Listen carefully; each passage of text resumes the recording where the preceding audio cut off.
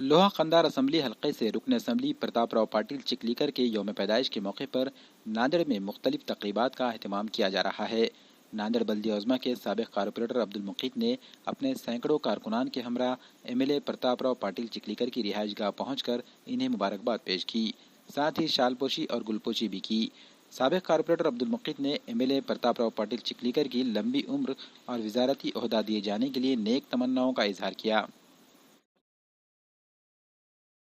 माननीय आमदार प्रताप पाटिल चिखलीकर साहब, जिनका आज बाढ़ दिवस के मौके पर गुलपोशी की गई और उनको दुआएं दी गई, और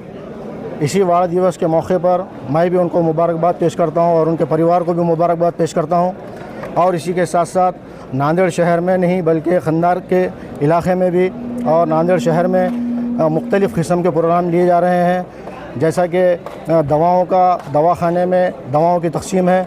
और उसके अलावा स्कूल के अंदर कोई स्कूल के बच्चों के मासूम बच्चों के लिए स्कूल बैग वगैरह है। इसी एतबार से और दूसरे भी मुख्तलिफ़ काम जो है बाढ़ दिवस के मौके पर किए जा रहे हैं। और मैं प्रताप पाटिल चिखलीकर साहब को दिल की गहराइयों से मुबारकबाद पेश हुआ है कि माननीय आमदार प्रताप पाटिल चिखलीकर साहब वो तो आमदार है ही, लेकिन उनके लिए दुआ करते हैं कि वो आगे मंत्रिमंडल में भी जाए।